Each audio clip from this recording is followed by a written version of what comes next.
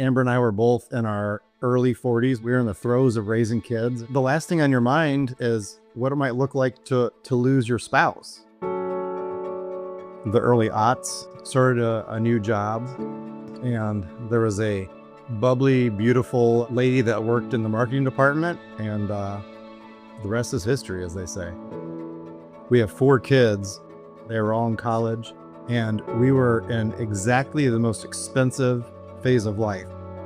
We had met with Chris just to go over some financial State of the Union type things.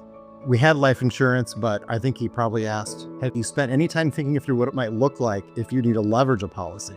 He and his wife both bought these term policies in anticipation of converting them into, permanent solutions in the future. It was a Friday at lunchtime.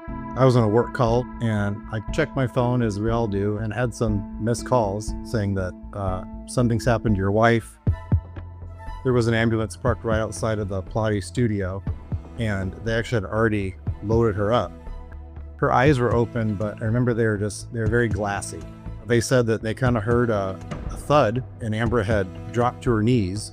Effectively, she had had a stroke, which was completely out of left field. This is a woman who was healthy, who had run marathons. She took her health very seriously. We spent the next 2 weeks in the hospital, but the stroke was just too severe. It had taken 80% of her brain. Just wasn't an opportunity for her to recover. I knew that I had to be very strong for everyone else, especially my kids. So I called Shane, and he was at the hospital, and he was just so overwhelmed with everything going on. I remember the first conversation that Chris and I had about it, and he walked me through the process, and I just couldn't believe it. National Life paid the $2.5 million death claim out within 3 weeks of her stroke, which is just unbelievable to me. In a strange way, I feel like the death benefit empowered me. That was the first time in my life where I could make decisions based on the need and not have to worry about the expense of it all. Just absolute peace of mind. I knew that she wanted to be cremated, and I knew that she wanted her ashes spread on the island of Kauai.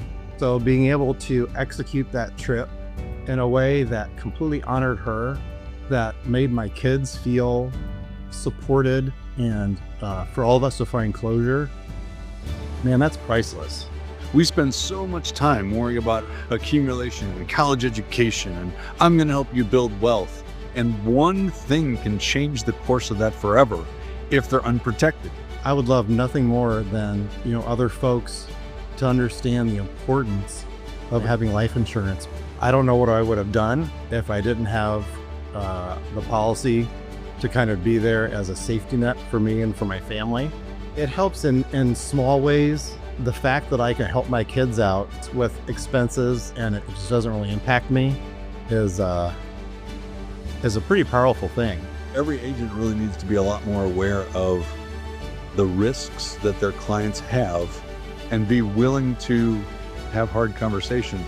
We are the people that stand between the void, right? The GoFundMe when dad dies and the family's left. There isn't a doubt in my mind that she wouldn't be proud of me and proud of the kids and what we've been able to do. I'm just certain.